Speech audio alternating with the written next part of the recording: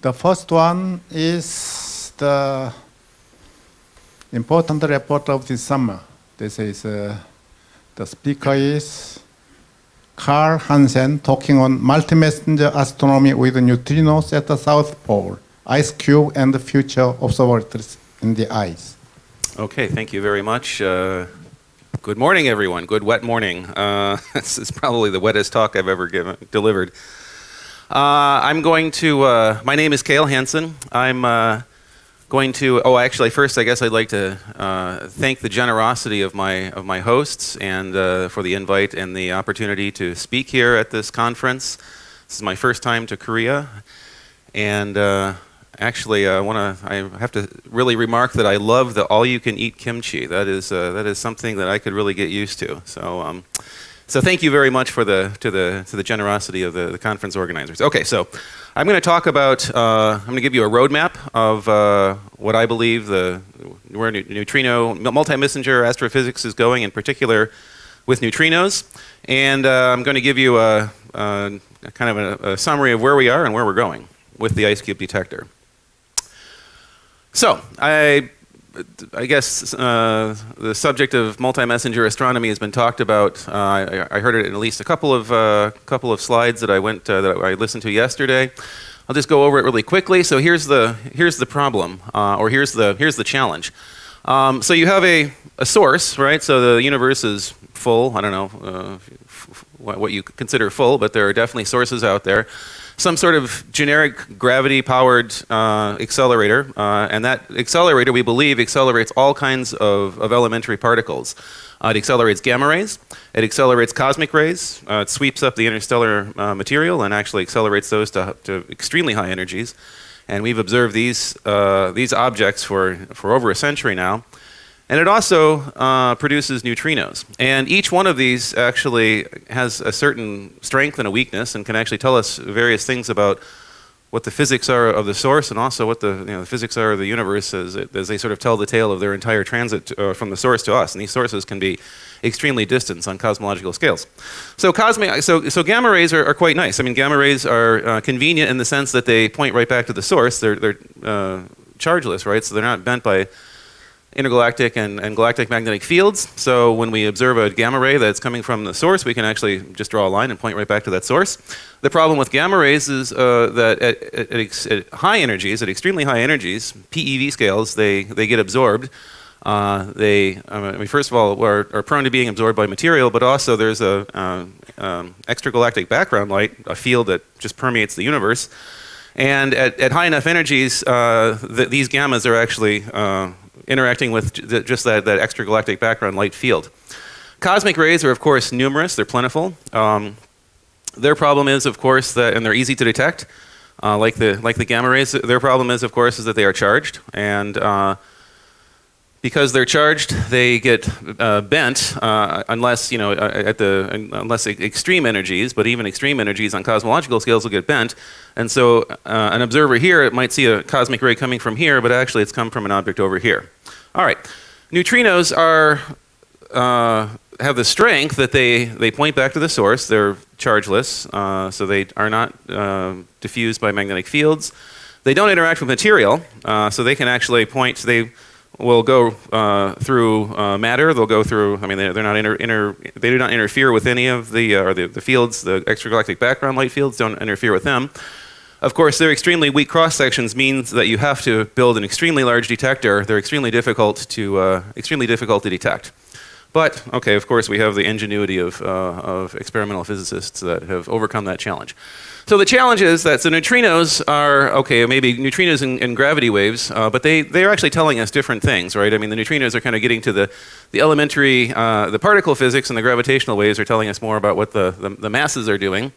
So neutrinos, and okay, maybe with the caveat that gravity waves are in there, are the only astronomical messengers that are capable of carrying information of the extreme energy sky on distance scales that are anything bigger than maybe to the next galaxy. And this plot right here shows, in function of energy, for photons, this is how far photons can see out. So if you have a 10 to the 14, 10 to the 15 PeV scale photon, you're only able to get, really, I mean, you can't get much outside of the galaxy because of these, this interaction with the extragalactic background light.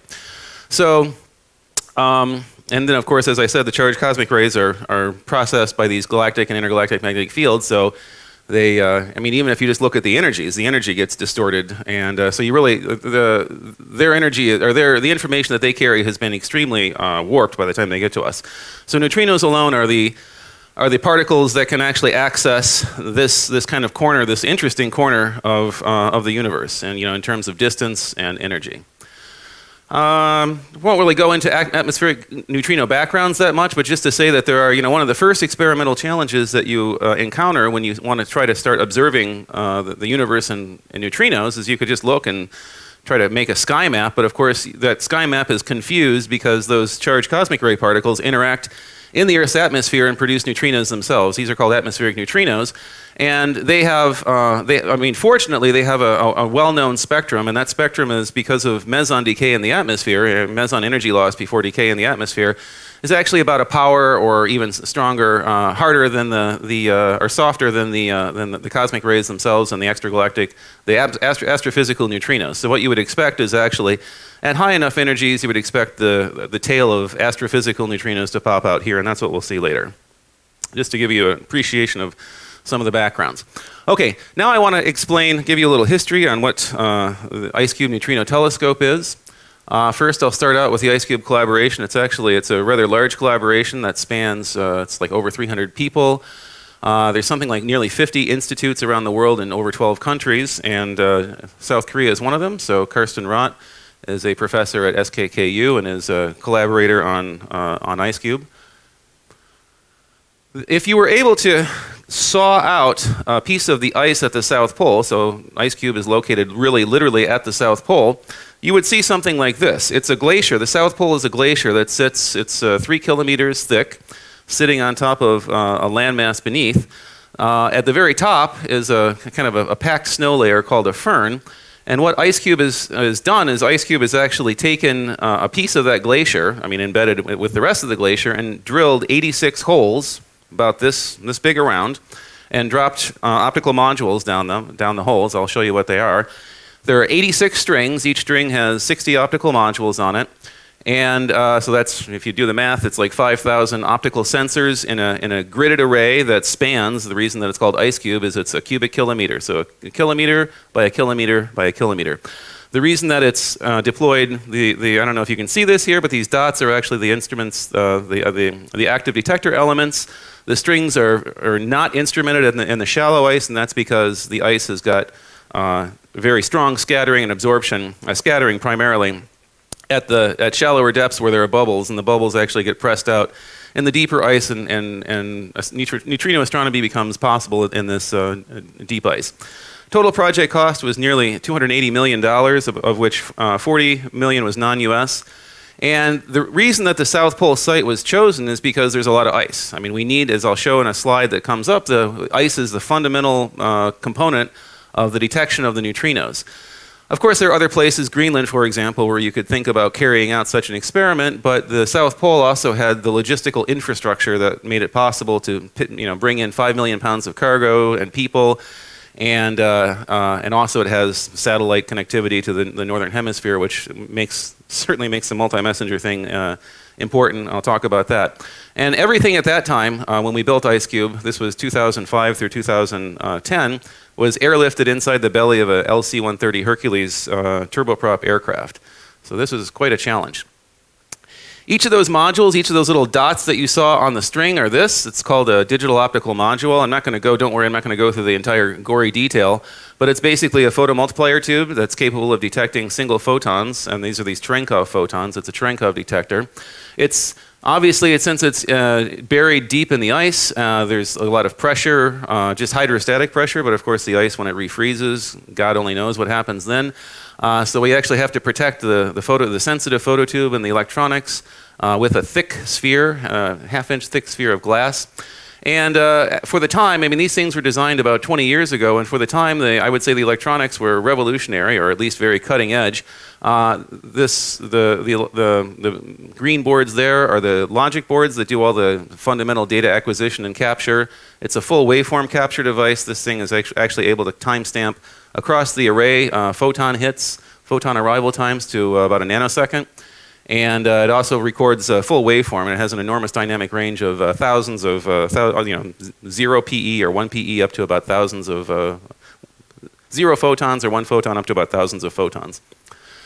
How do you detect neutrinos in the ice? Okay, so this cartoon kind of contains it all, right? So let's pay some attention here. All right, so IceCube is a water Cherenkov detector. Ultra-relativistic particles going faster than the speed of light in water or ice give off Cherenkov radiation.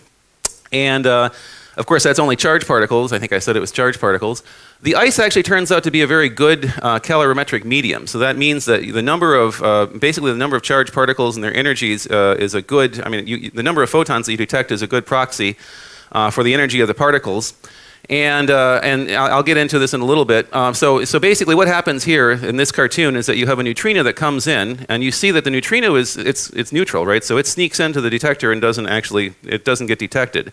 It interacts with an ice nucleus around here somewhere, gives off a recoiling hadronic system, and then there's this is a muon neutrino, and then a muon squirts out. And the muon actually, these are high energy muons, so the energy loss of muons at high energies is roughly proportional to their energy. So basically, just by counting the number of photon hits here and the number of photons that are coming out of this muon track, you can get a very, very good energy reconstruction, even for muons, even though the muon actually carries the energy outside of the detector and goes for kilometers. Of course, okay, so this is very simplified, right? I mean, the devil's in the details. There's all kinds of scattering and non-uniformity in the ice, and that has been actually one of the problems that we've been attacking for the last decade or 2 decades, actually, since we built this thing. And I'll just get into a little bit of the detail here. I mean, the ice is basically, obviously, it's a natural medium that's been laid down over on glacial times, hundreds of thousands of years, and so you get an entire glaciological record of wind patterns. And here's a volcano that happened maybe 50,000 years ago, and that affects the scattering and the absorption, and that all has to be calibrated out. And it actually gets even worse than that. It turns out that the ice, since the ice is a river, it's actually flowing. There's anisotropy that goes along the flow direction, and so there's all kinds of things that we're trying to understand about the ice. And this is actually one of the critical components of one of our future goals, is to actually deploy more instrumentation to get a better idea of what's going on with the ice, because that ultimately limits our ability to reconstruct high energy particle tracks. I'll get into that later. So the discoveries, so we built IceCube. It was actually completed in 2011. We were operating it for a few years, and was getting a little bit nerve-wracking that we weren't seeing any neutrinos, and then all of a sudden they came. So we found, actually almost by accident, we found 2 neutrinos that we called Bert and Ernie, 2 neutrino events that were almost perfectly, the perfect idea of what a cosmological or astrophysical neutrino event would look like in the detector. They were well isolated. They were cascades, so this was probably either a hadronic system recoiling with, there's no muon here, at least there's no muon, apparent muon. So it's either a recoiling hadronic system, or it's an electromagnetic cascade from an electron neutrino. But there were 2 of them. They were both well inside the detector, about 1 PeV each. And they had 100,000 photoelectrons that were detected, and we thought, well, let's see, if we actually see these things, how can we actually open up our filters so that we get more of them? And so the strategy was to make this thing that's called the high energy starting event analysis, or HESI. And what you do is, based on that, think about that cartoon some time back. That cartoon was actually, you want to look for something where a neutrino sneaks inside your detector and gives you a light trail that can, it's fine if the light trail goes outside of your detector. The important thing is that you don't want to see any light that's coming that starts at the outside of your detector, because that means that's probably a background cosmic ray muon that's coming in from the atmosphere above you. So this is what you don't want to see. So you basically do a bunch of cuts. You put a rather hard cut on the number of total photoelectrons that were observed. This gives you roughly an energy threshold of 30 TeV, but that's okay. Remember, the first 2 events that we saw were PeV, so if you just extrapolate using an e⁻²-ish spectrum, there should be many events out there above 30 TeV. And you sacrifice a part of the outer layer of IceCube and use it as a veto. So if you find any hits that occur early in the event, you veto. You basically say this is a background event. If there's nothing that's in this veto shell, then you say that's a neutrino event. And it turns out that this is an extremely simple and robust and ultimately pretty powerful technique for observing ultra-high energy neutrinos. And after 6 years, this is what we've got. So we've got on the order of, I think it's 83 or 84 events. If you look at the deposited energy inside the detector as a function of the declination, so this is the northern hemisphere, this is the southern hemisphere, you can see that we have events that there's a tail of events that go all the way out to 2 PeV, sorry. This is just deposited energy. So some of these events, if they're muons, could actually be much, much higher, let's say 10 times or 20 times higher in energy, could result from a neutrino of much, much higher energy. You see that the northern hemisphere is depopulated. You don't really have any high energy events up here, and that's what would be expected, right? At high energies above about 100 TeV, the Earth becomes opaque to neutrinos. And so if you put them on the sky, and this is in galactic coordinates, so the center here, the equator is the galactic plane, and here's our ecliptic right here that kind of snakes around. So you can see here's the northern hemisphere, and here's the depletion in the northern hemisphere.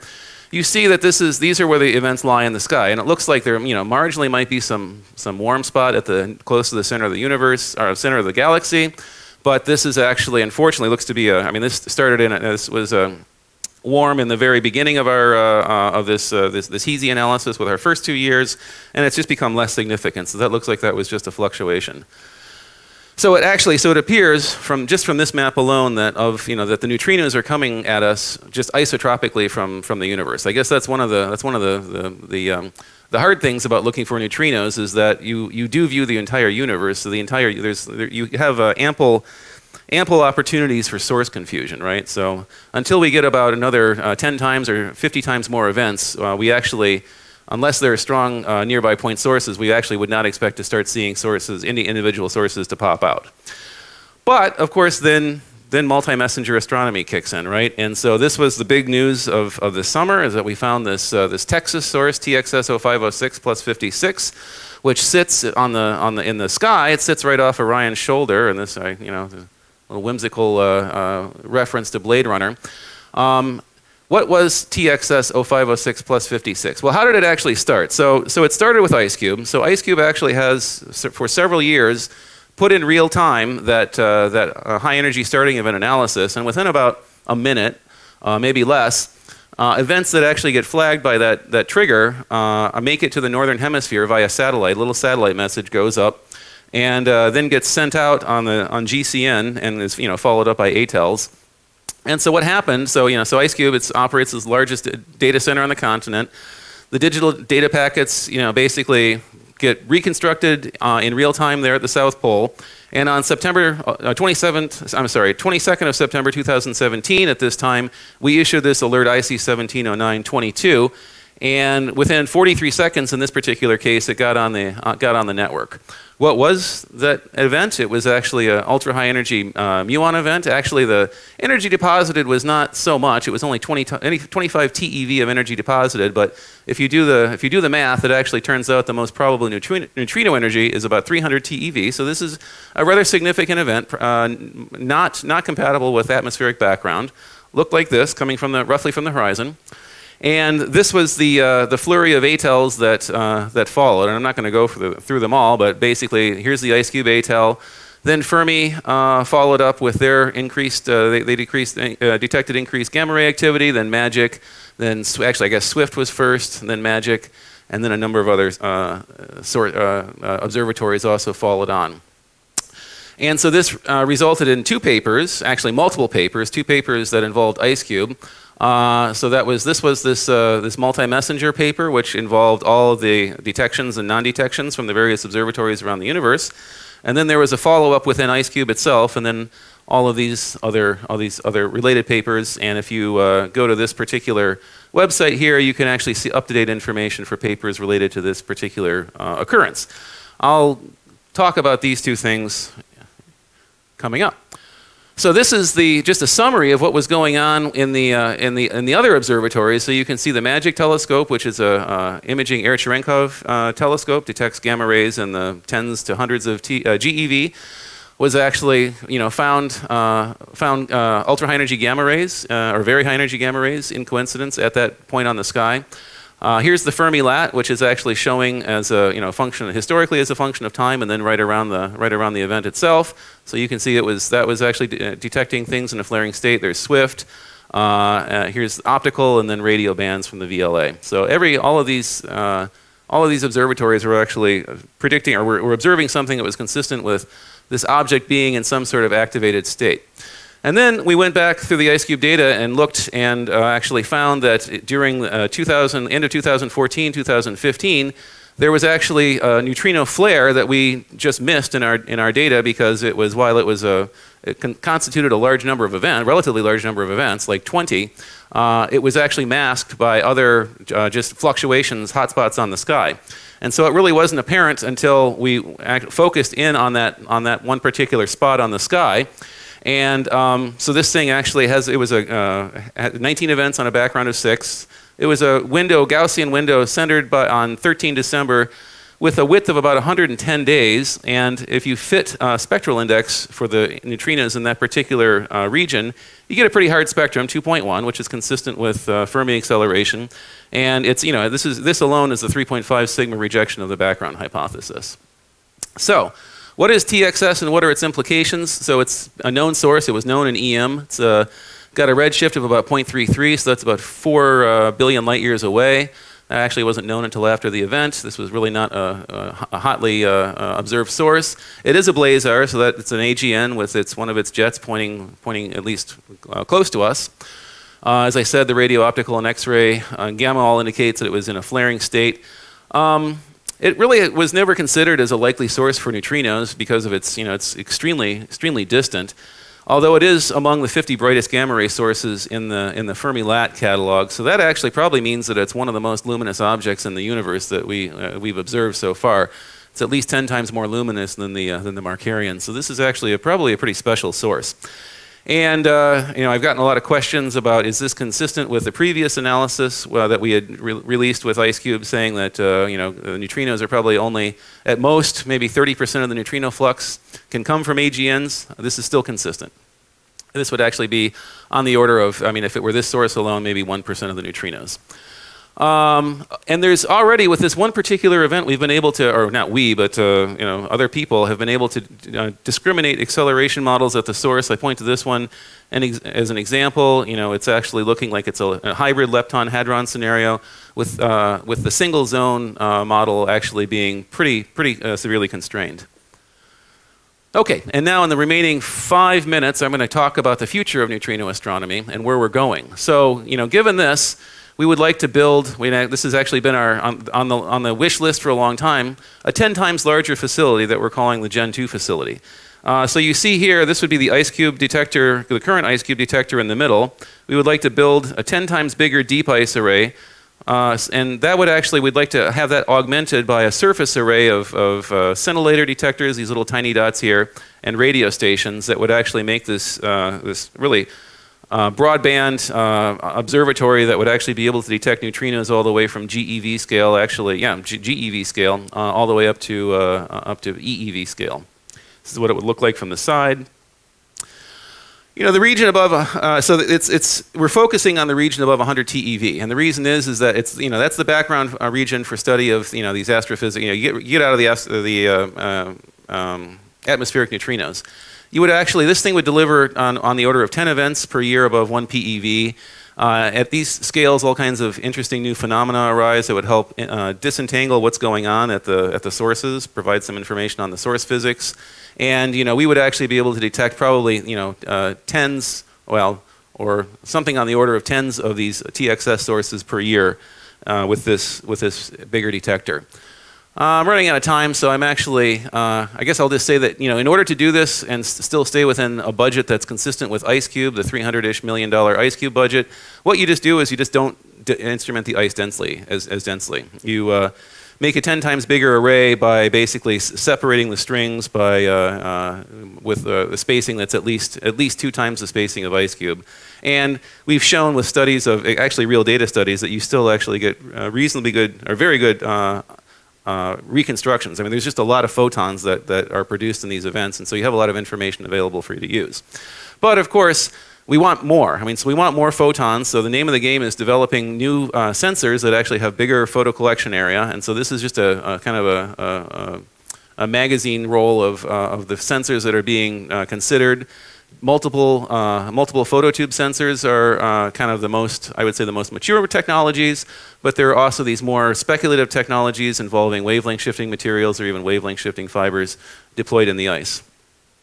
And then there's, of course, radio detection of neutrinos, which I don't have time to get into, but what I'll say is it's basically looking at what's called the Ascarian effect. It's got a relatively high threshold, tens of PeV, but if you're willing to live with that threshold, it's at least 10 times more cost effective than using optical. And then finally, I'm going to wrap up with the phase 1 upgrade. So the Gen 2 that's something that's probably on the time scale of, let's say, 2025 to extending well into the 2030s. But we would like to actually keep up the activity and exploit the existing facility at the South Pole. So we've got a proposal in right now that actually is we're negotiating with the NSF to deploy 7 strings on the inside of IceCube. And the goals there would actually be to probe, basically it's a neutrino physics, neutrino particle properties experiment using the beam, the atmospheric neutrino beam as a source, and also to improve the calibration, to get a better understanding of that ice, and use that with IceCube, the existing IceCube detector, to improve high energy neutrino multi-messenger astronomy. So here's our neutrino mixing propaganda slides. Basically, we would be able to, with this phase 1 detector, we would have the best handle on the unitarity of the PM&S matrix. It's relatively poorly constrained at this point because of the difficulty of producing tau neutrinos in accelerator-based experiments. It would actually do an even better job, the best job in the world, of actually measuring the so-called atmospheric neutrino mixing parameters. And then, of course, the ice. With better ice, so we've got these systematic effects in the ice that our ice models that we currently have actually limit our cascade angular resolution to something like 10 degrees, maybe 12 degrees. Whereas it should actually, just from information theory, should follow this line. We should be able to get 5 or even better, 5 degree or better resolution at PeV and above energies. But we need to get our hands around those systematics, and of course, having better angular resolution means that you just do a better job with point source identification, and also in multi-messenger astronomy, being able to constrain that spot on the sky. Timeline is relatively well known for the upgrade for this near-term thing. We anticipate the project will start now and will actually terminate in the 22-23 season with the deployment of 7 strings in the ice. Again, that Gen 2 is much longer, further out, where the deployment probably is spanning 2025 well into the 2030s. All right, so with that, my conclusions are, stay tuned, right? I mean, I think neutrinos are going to play a key role in multi-messenger astronomy, but we need these next generation instruments in order to really do a good job. I mean, we've discovered the objects now, but we've got a handful of objects. We need the next generation instruments to be able to really understand what's going on with a reasonable sample of these objects. And in the short term, with this upgrade, we can actually improve our knowledge of the ice and apply that retroactively to the existing IceCube data. Well, at that time, it will be probably 12 to 13 years of IceCube data on tape that we can reanalyze and get maybe a factor of 2 better point source sensitivity. And with that, I conclude. Thank you very much. Thank you. In the remaining 2 minutes, we can have 2 questions. Yeah. I have a question about the TXS event. Yes. So, how large is the uncertainty in the source distance, and how that error affects the model discrimination?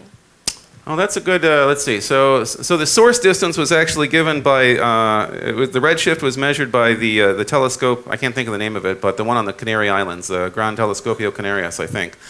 And honestly, I don't know I know that it's considerably difficult to actually measure redshifts of these extremely bright AGNs, because I think that the radiation from the AGNs can confuse the spectral lines. But I don't actually have a number for you and to give you like a sigma on what the error is on that redshift. Sorry. Okay. One more, Kyung Choi. Okay, my question is that you have detected the neutrinos from this TXS 0506 at the 2017 Yes. September, and also in your another paper that you observed in 2014 and 15. That's right. But not the between or the earlier. So why these two periods is a particular for the observation of neutrinos, or? Well, I mean, so it's, so these objects flare, right? And so you can actually see here, this is, this would be the activity, the IceCube activity alone, right, of this particular source. And you can see that the only significant times right here, I mean, okay, I'm just picking up the Gaussian, there's two types of analyses that are done here. But the only significant periods where there was anything from this source is exactly during this 2014-15 period and this. Is it one single event, or are there? No, I think it's only just one single event. In I think this spike right here is actually coming from IC 180922. So it's a flaring. It's a flaring object. Okay. Thank you. Let's thank speaker again.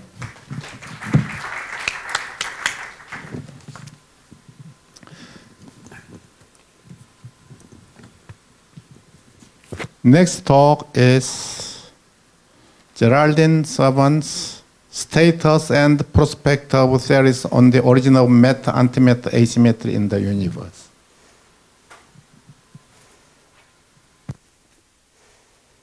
Okay. Thanks.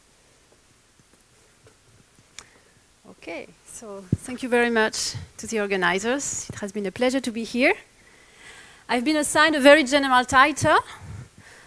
But at the end, it boils down to explain one number, eta, which is the baryon to photon ratio in the universe, which is essentially almost 10 orders of magnitude bigger than what you would predict in a universe which does not have a baryon asymmetry. So we fail in the standard model to explain this number for two reasons. There is not enough CP violation, and there is not enough departure from thermal equilibrium. There are billions of models to explain baryogenesis. However, it's fair to say that there are two very popular leading candidates on the market, leptogenesis and electroweak baryogenesis. I have only 25 minutes, so today I will focus on electroweak baryogenesis, which is extremely appealing because it relies only on electroweak scale physics, and therefore it's testable. And so it's tied to the Higgs sector, it's tied to the hierarchy problem, and we have the LHC running. It's providing new constraints on this series. So we should really make the most of it. So it's really the time to explore as much as we can this possibility. So at the end of the day, electroweak baryogenesis relies on the possibility that the electroweak phase transition is first order.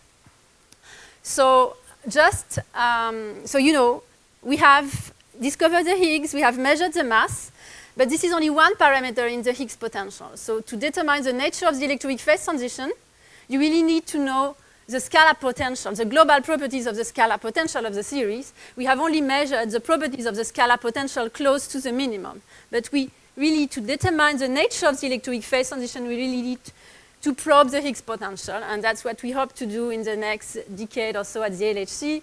With these Higgs precision measurements, we hope to really get some more insight. So just very briefly, the idea of electroweak baryogenesis, you have this first order electroweak phase transition, bubble nucleation, and then you have CP violating interactions at this bubble wall, at the vicinity of the bubble wall, where you produce some chiral asymmetry, which is then converted into a baryon asymmetry by sphalerons. So the key feature here is that you need to make sure that the wave of the Higgs at the time of the phase transition is bigger than the temperature. That's a way to essentially freeze the baryon asymmetry that you have produced once you convert the universe into the broken phase. Okay, so at the end of the day, this is a formula which gives you eta. There is a well-defined formalism. Here this summarizes all the Sakharov ingredients. Z is the coordinate which is perpendicular to the bubble wall. So here you are in the broken phase, you are in the symmetric phase.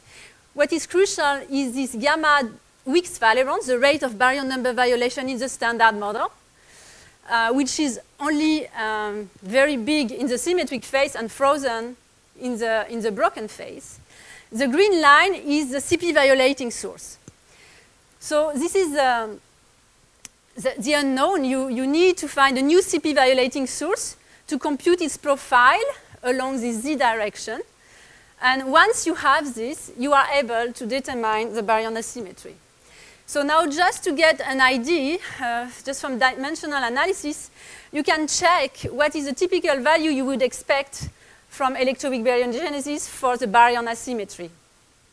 So it's governed by the rate of Phaleron interactions. This CP violating source, this is a chemical potential, essentially describing the CP violation. This is the bubble width and the temperature and the number of relativistic degrees of freedom. When you plug all the numbers, you can express this in terms of a dimensionless measure of the CP violation. And you see that if you want to explain the values that we observe today, you need delta CP to be pretty big, okay? So the key point here is that if you want to use electroweak baryogenesis, you need large new sources of CP violation. And the problem is that this is typically in conflict with all the bounds we have from electric dipole moments. Now, what is the formalism you use? So here, typically, you have to solve this Boltzmann equation in front of the bubble wall. These are the distribution function for your fermionic species. These are the collisions, and this is the CP violating source here, okay? So here I'm showing, so this is the fermionic mass matrix. V is the matrix which diagonalizes M dagger M. And at the end, you could write, there is a simple expression for the baryon asymmetry. You can factorize all the interaction part, which is not CP violating, and the CP violating source. So the whole business is to isolate this CP violating source. So far, these are the sources which have been used in the literature. So you know, supersymmetry was a very studied framework. In this case, you were using a CP violation from chargino, neutralino, or fermion sector. This is pretty constrained right now, again, by the CDM bounds. One of the most promising avenue comes from using a varying phase in effective top quark Yukawa. So I would say today, these classes of models are the ones which have been dominating recently. So just add a singlet to the standard model, which can induce some variation in the top quark Yukawa coupling. This is in fact what is happening in composite Higgs models or in two Higgs doublet model. Effectively, the CP violation is coming from a varying top quark Yukawa coupling. You can also think, and I will mention very briefly, to use strong CP violation from theta bar if you are able to delay the electroweak phase transition down to the QCD temperature. And finally, you could also think of using CP violation in the dark matter sector. Okay, so just very briefly to remind you why it fails in the standard model. The main point is that you don't have enough CP violation because you need to involve all three flavors. And at the end of the day, CP violation is suppressed by the smallness of the Yukawa couplings. So one idea would be if at the time of the electroweak phase transition, the Yukawa couplings were large enough order 1, you may hope not to have this suppression, right? Because the suppression is really coming from the small Yukawa couplings. So in fact, this idea was raised by the Weissman group some 14 years ago. But it's not enough to have large Yukawa coupling. Actually, what you need is really the variation of the Yukawa coupling. So if you really compute what is the source term in these kinetic equations I showed earlier, the source of CP violation is coming from this term, where M, again, is the fermionic mass matrix. So you see, the mass is given by the Yukawa coupling, the Higgs wave. Now I'm going to assume that the Yukawa coupling is varying across the bubble wall. So, well, in case it's constant, like it has been assumed so far, this source term is 0, right? Just because of this property. However, in the case where now your Yukawa coupling is varying, and this has been used for the top quark, in particular, the top quark Yukawa, you see that you can generate a source from the variation, the derivative is the derivative with respect to z, okay, across the bubble wall. And so if you have a varying phase across the bubble wall, you in fact have a source of CP violation. And this will, on the other hand, works only for very large masses like the top quark Yukawa. Okay, now I want to generalize this. And so the key point is that if you have only one flavor, you need a variation of the phase. Oops, what we have shown, okay, I think there is a slide missing, is that in the case where you have more than one flavor, you don't need any longer to invoke the variation of the phase, but just the variation of the modulus is enough. And so we've been exploring this idea, and over the last couple of years with this group of fellows at DESY, we've been studying different aspects of this idea of varying Yukawa. So the idea is to assume that the Yukawa couplings are large for the 1 during the electroweak phase transition, and they acquire the values they have today at the end of the phase transition. And so in this case, you can have very large sources of CP violation. So we have studied different aspects. So if you forget about CP violation, you can just study what is the impact of varying Yukawas on the electroweak phase transition. It will change its nature. And then you can try to apply this idea in different flavor models, like Frogat-Nielsen, Randall-Sundrum, composite Higgs. So I will go briefly over this idea. So, but first, let me just recap about how to make the electroweak phase transition first order. So the simplest way is just to add a singlet to the Higgs potential. So this is very minimal. You have a cross-quartic coupling between the Higgs and this new singlet. And this has been extensively studied. At the end, you can summarize the result in this plane: mass of your new scalar, size of the cross-quartic coupling. There is a region where you can get a first-order phase transition, but okay, it's not completely generic. Okay, you have to be in this bound here. This scenario is poorly constrained. So it's an open possibility, and it's actually hard to test. So there is another way which I would like to discuss today, and this is this dilaton-like potential, nearly conformal potential. So the idea here is that the Higgs potential is essentially governed by the dynamics of some extra scalar field, which now has a non-polynomial potential. So this is very well motivated, for instance, in composite Higgs model, Randall-Sundrum models. So in this case, the Higgs wave is non-zero only if this dilaton, this extra dilaton field is non-zero. And the idea is that now if this extra scalar has an early conformal potential, you can really delay very naturally the phase transition. Okay, so you can have a nucleation temperature which is in fact much, much lower than the overall scale of the potential. So much smaller than the weak scale. And so you can exploit this property to get an electroweak phase transition down to the QCD phase transition. So let me remind you why you can delay. Essentially, the idea is that if you have a confinement phase transition, so you assume the existence of a new strongly interacting sector with some large number of degrees of freedom, and this is creating a thermal barrier, essentially due to the very large change in the number of degrees of freedom. So this is very generic. You will get this large thermal barrier from a large change in the number of degrees of freedom during the confinement phase transition. Okay, so you can apply this to essentially delay the electroweak phase transition down to the QCD scale. And if you are able to do this, you can think of using now theta bar, so strong CP violation, for electroweak barrier. So for instance, from this coupling, this is QCD axion, which is governing. So this is theta bar. So theta bar is very small today, but early on at QCD temperature, it was a 4:1. So you could think of using this for electroweak barriogenesis, and indeed, it can work. But okay, I'm not going to discuss this today, but I'm going to discuss another related idea, which is again to use this idea of time-dependent CP violation. That's a way to get around the EDM bounds, but now from the variation of the Yukawa couplings. Okay, so I'm calling this flavor cosmology. So we have all these flavor models around, and surprisingly, there have not been any study of the cosmology of these models. So that's what we are interested in now. We really want to study the interplay between flavor and electroweak symmetry breaking. Okay, and it turns out that composite Higgs models just feature this for free. So this is built in those models. And that's what I want to stress today. Okay, so let me remind you. So now I'm just going to focus on composite Higgs.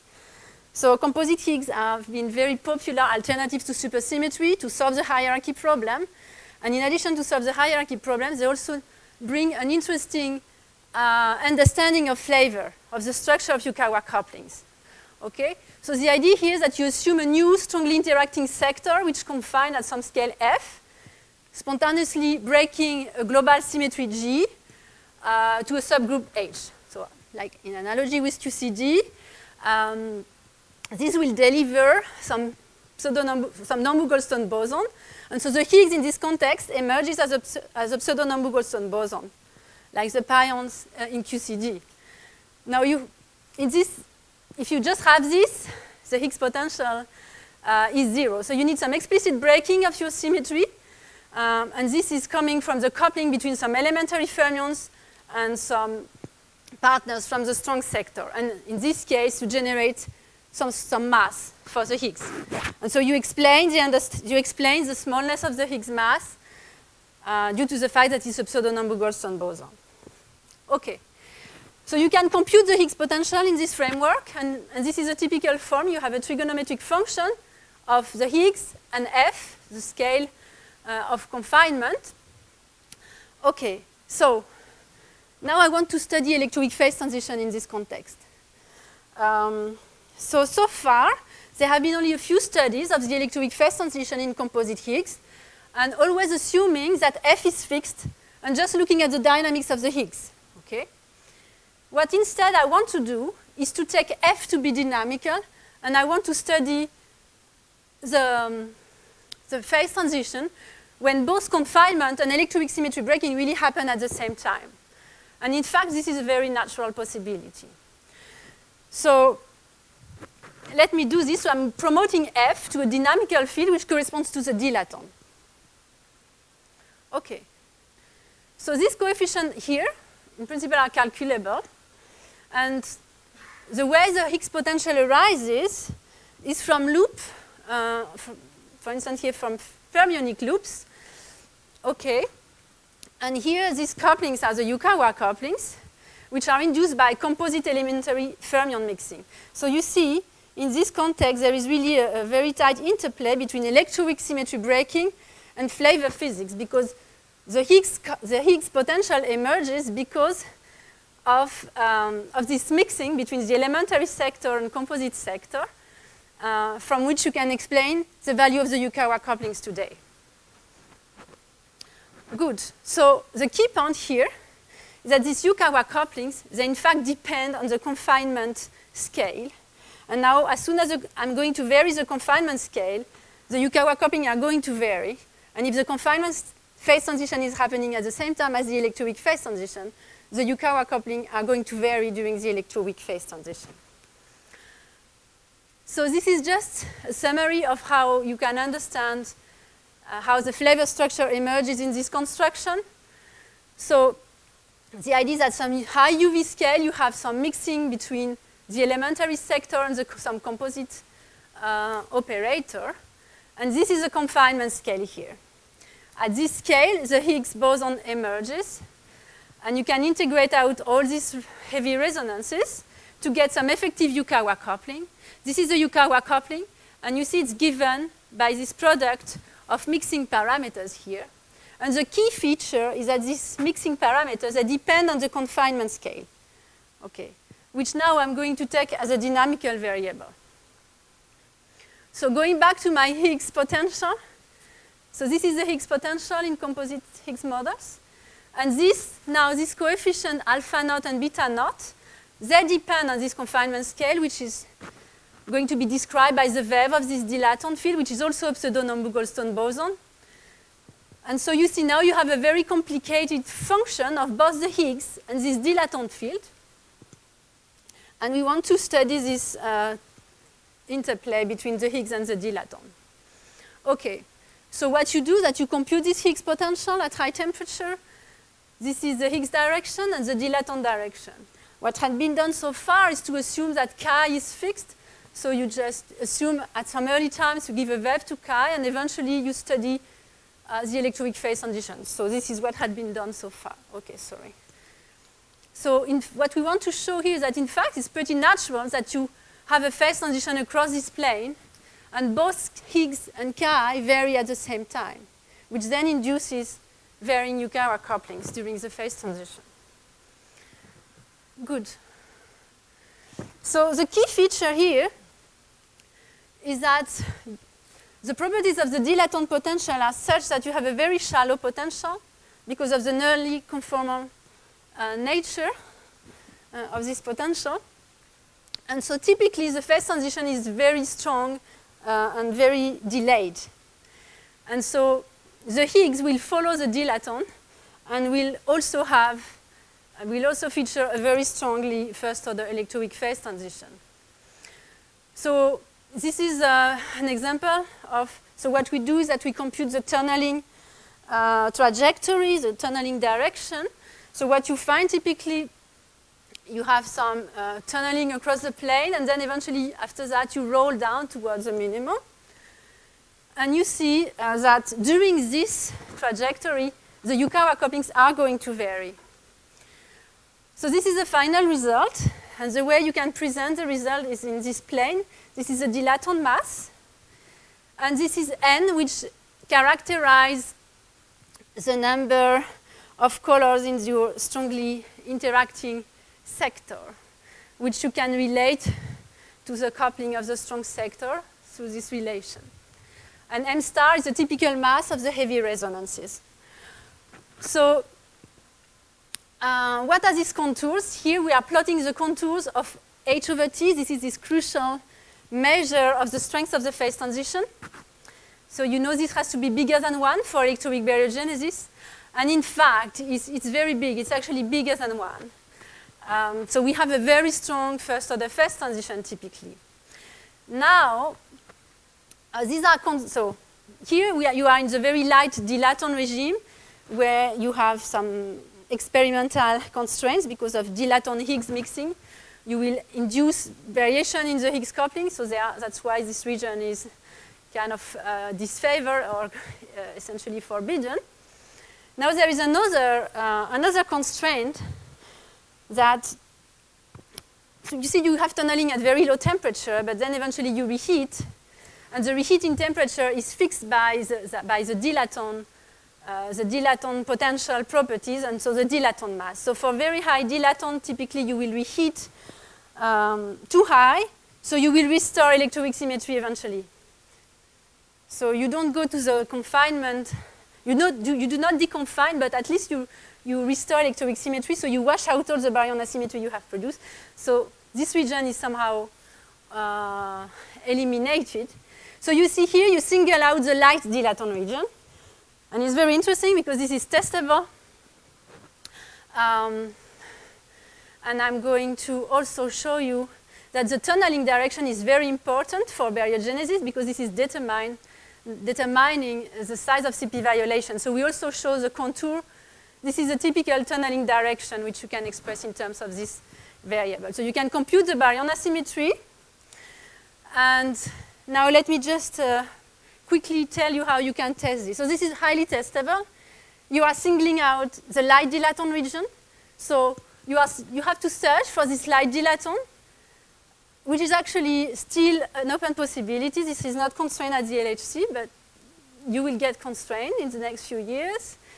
There are deviations in the Higgs couplings, and you predict signals in electron EDMs. Yeah, so this is just to show you that this is light dilaton is still an open possibility, not constrained yet. I have to flash this. No, I don't have much time. So, so essentially, you can test this within a very reasonable time frame. And of course, you have strong signatures in gravitational waves, but this is a different time scale. I still have a couple of minutes, and I would like to flash another related idea. So I hope you got this message. electroweak baryogenesis is a natural output in composite Higgs models with a light dilaton. You have a very interesting non-trivial couple Higgs dilaton evolution. Generically, the electroweak phase transition is very strong, and you can have naturally large CP violating sources. And this is a highly testable scenario. Okay. Now, very quickly, I wanted to mention another quite wild idea that we have been exploring recently. So I told you one of the main constraints on electroweak baryogenesis comes from EDMs. So one way to get around this is to ask, could we have the electroweak phase transition happening at high scale? Then I would rely on sources of CP violation coming from my new flavor physics at some high scale, maybe 10 TeV, which is not constrained by EDMs. So I would like to do electroweak phase transition at 10 TeV. Can we do that? Okay, so then I have to play this little movie. So that's what we want to do here. So you start at high temperature here, and then you lower the temperature. You have electroweak phase transition around few TeV, and then you lower the temperature. Okay, it goes too fast. So let me go to the next slide. Yeah. You are in the symmetric phase. You have the electroweak phase transition close to 8 TeV. Okay, and then you remain in the broken phase. And then slowly, your electroweak minimum is migrating towards the value today, but always respecting phi over t bigger than 1. So you respect the asymmetry that you produce during this phase transition. So you see your electroweak minimum is migrating towards the value today. So here in this scale, you don't see, but it's in fact broken at 244 GeV. So how do you achieve this? So the idea is that you want to have electroweak symmetry non-restoration at temperature above the Higgs mass. Okay? So if you want to do this, you need to induce a negative thermal mass. So there is a way to do this, which is to add some negative Higgs cross-quartic coupling to a large number of extra scalars. So that's a way. This is your Higgs thermal mass. And I'm adding here this coupling to extra scalar fields chi. And this cross-quartic is negative. And that's a way to induce a negative thermal mass. Okay, and in this case, in fact, you will not restore the electroweak symmetry above the Higgs mass. And so in this scenario, what you find is that the Higgs wave is proportional to the temperature. Okay, and so as the temperature is going down, eventually, your electroweak minimum is migrating towards the value today here. Okay, so I think that's all the message I wanted to say here. So conclusion, there is a lot to do considering the interplay between flavor physics and electroweak symmetry breaking. This opens some new windows for electroweak baryogenesis. And I think composite Higgs models are an ideal framework for such cosmological interplay between flavor and electroweak symmetry breaking. Thank you.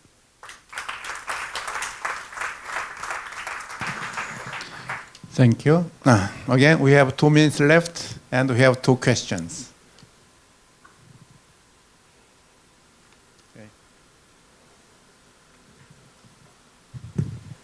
So I have a question about the first part, the varying Yukawa scenario. So you get the strong fast order phase transition, but it seems too strong. So what is the velocity of the bubble? If it's yes, so that's a very good question. So of course, this is a crucial question. You don't want the bubble wall velocity to be too big. So here in this calculation, we assume it's 0.1, but we don't know, right? So you see the phase transition is very strong. Now what happens is this is a scenario which is very different to what has been studied so far. You have, in the symmetric phase, you have all these degrees of freedom from the composite sector with large coupling, so it could lead to a large friction. So you could still have a large friction which would make this bubble wall velocity actually not so high. But this is an open question, and I encourage anyone to compute the bubble wall velocity in this framework. But it's complicated, yes. Thank you. Thank you. Okay. I have a question. So because dilaton and Higgs are composite degree of freedom, so in the symmetric phase, they would not be the correct degree of, in the symmetric phase, dilaton and Higgs might not be the correct degree of freedom to, describe some potential. So question is, how can calculate the tunneling from symmetric phase to broken phase? Using such a composite degree of freedom, including symmetric phase, is valid or not? Well, so I showed you the expression for the Higgs potential. So you have a Higgs potential. When dilaton wave is 0, then there is no confinement, right? Yeah, below the confinement scale. Yes. Yeah, then Higgs is no longer Goldstone boson. So potential seems to be, Okay, I'm not sure I get your question, but maybe we can discuss after the coffee break. Okay, thank you. Let us thank speaker again. Thanks. The next talk is Sunghoon Jung. Title is Utilities of Gravitational Waves for Probing Dark Matter.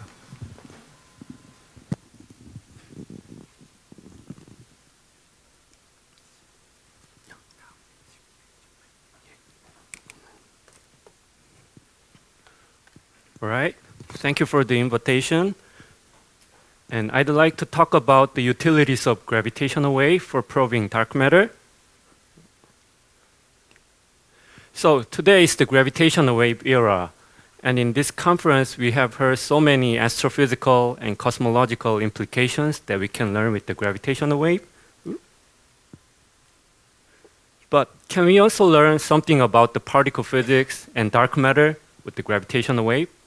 Since we have new eye gravitational wave today, so it's really the time to think about every possibility, physics cases and utilities. And I think it's the time to think about particle physics application too. And it has a big potential, I think. But in this potential, the waveform evolution is a key property. The binary gravitational wave is not just a simple monochromatic wave. It has a very particular waveform evolution shown here. Right? And because of this particular waveform evolution, we could measure tiny, tiny oscillation of the space-time metric. So my question is, what particle physics, particularly dark matter information, can be encoded and extracted from this waveform evolution, maybe as a deviation from standard evolution? Okay. So here are my take-home messages. So first of all, LIGO alone can already see the compact dark matter through the lensing. But it sounds very surprising at first sight, because LIGO measures for a very short time, and its angular resolution is very bad. But still, LIGO alone can see the dark matter effects through the new observable that we call gravitational wave fringe. Okay. So this is the first part of my talk. And second, if the LIGO combined with some mid-frequency detectors, they form a broadband detector probing from decihertz to 1000 hertz. And this broadband becomes a very unique and ideal testbed for dark matter and precision gravitational wave, because the broadband becomes the highest frequency band with year-long measurement. Okay. So here, both the highest frequency and the year-long measurement are keywords. Okay. So in the second part of my talk, I'm going to elaborate this statement using several examples. One is the localization, where the gravitational wave comes from. And others are the detection of some dark matter candidates. Okay.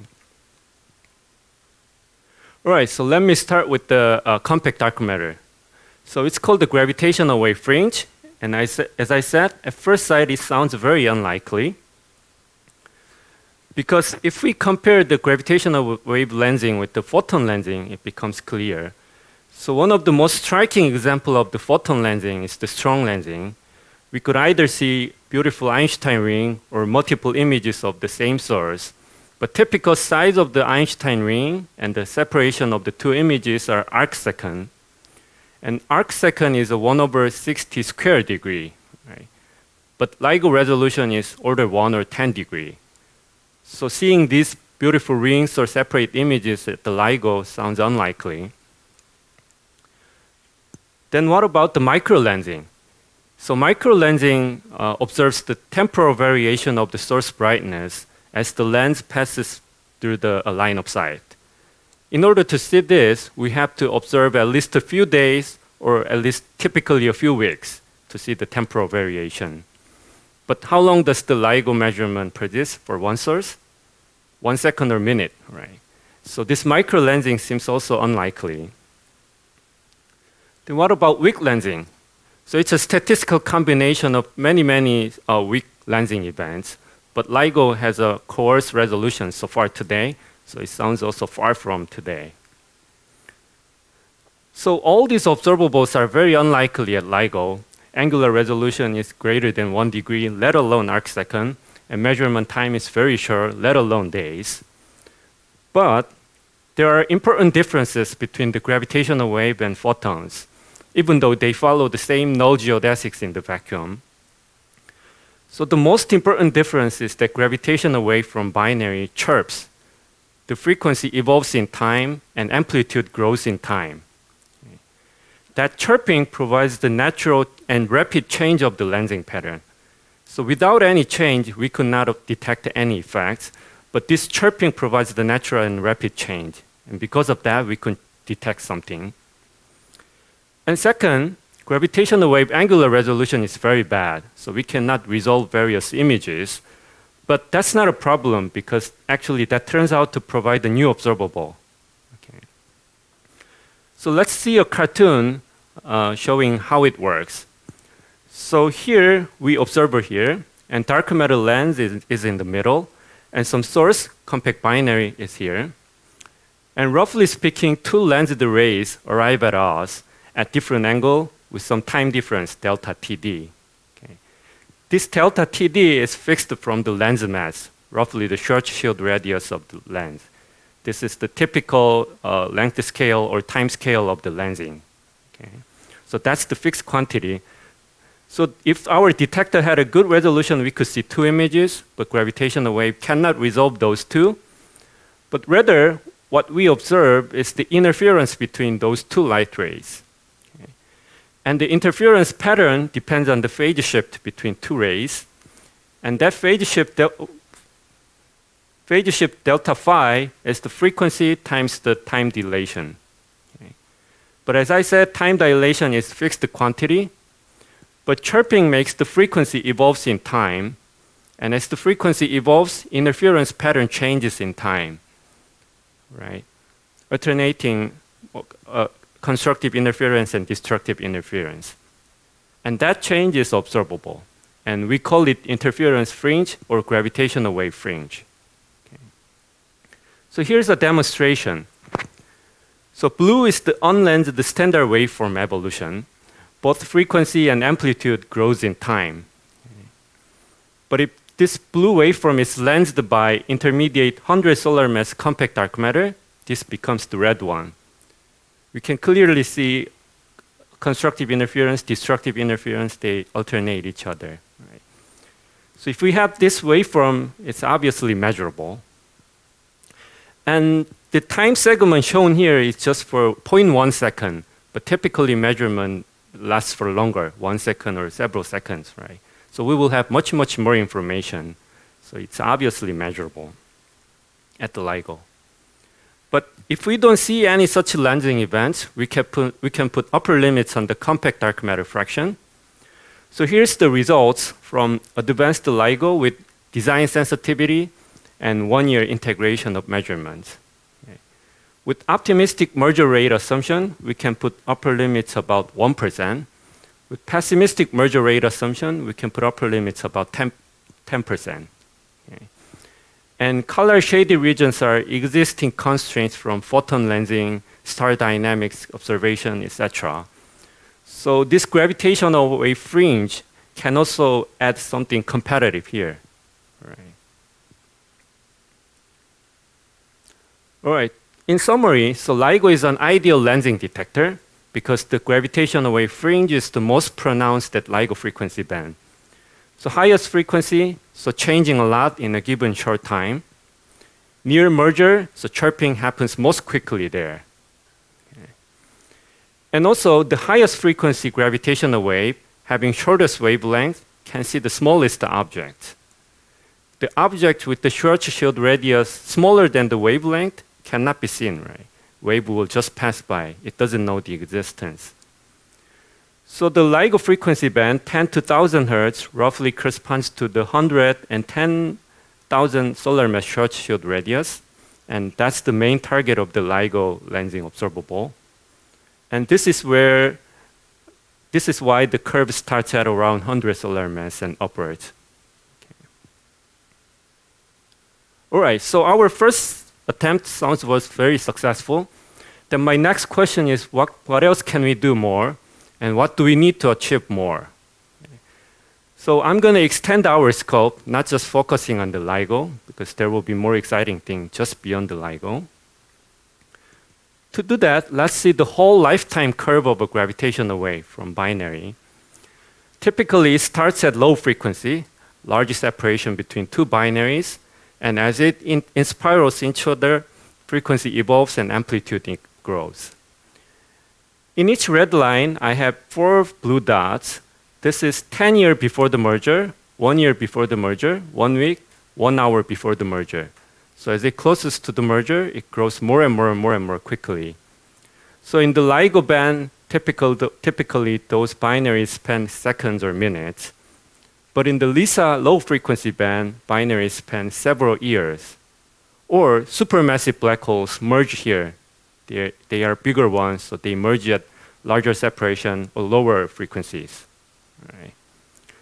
And in this mid-frequency band between LISA and LIGO, there might be intermediate mass black holes, of course. So my naive question is this mid-frequency band just an interpolation between LIGO and LISA, or is there anything special? Of course, the answer is very special. This frequency band is the highest frequency band with year-long lifetime that a binary can span. Okay. So these features makes mid-frequency band plus LIGO band unique and ideal test band for the dark matter and precision gravitational wave. So one example is the localization, where it comes from on the sky. And second is the detection of some dark matter candidates using gravitational wave. Okay. So I'm going to elaborate one by one. So localization on the sky is of course the most primitive but most important observable. And knowing this, I would say in some sense multi-messenger observation truly begins. Knowing where and when the merger will happen well before the merger, we can tell in advance. Right? And also precision measurement is aided. Localization is not just the localization. It removes the degeneracy with other source parameters. So this also helps the measurement of other source parameters. And of course, lensing detection might be improved. So in the far future, maybe we can see Einstein ring of a gravitational wave. Okay. Then how does LIGO and LISA do the localization? They do based on these two physics, triangulation and reorientation. Triangulation is utilizing the time difference between separate detectors. And reorientation is the directional difference of measurements. So what we measure is the projection onto the baseline. So by measuring various different directions, we can get information on the localization. So LIGO utilizes triangulation using multiple detectors. And LISA utilizes both physics based on 6 satellites, 3 baselines, orbiting around its center of mass, also orbiting around the sun. So LISA has every these physics. But let me be simple before we do more. So I'm going to consider this simpler situation. So I'm going to have one detector, which is single baseline, not the 2 baseline. And this detector will measure mid-frequency band, starting from 0.3 hertz up to LIGO band. And for simplicity, I'm going to put it on a space orbit around the Earth, but it doesn't matter if we put it on the Earth. Okay. An orbital period is a few hours. Then it will orbit around the Earth, and Earth will orbit around the Sun. All right. Then I'm going to show you that this simple detector will do the localization well, and we can learn the real essence of the localization physics by considering this simple physics. Okay. So this simple one detector localizes well by the reorientation and Doppler effect. Right? This Doppler effect is a unique effect that is utilized at mid-frequency band.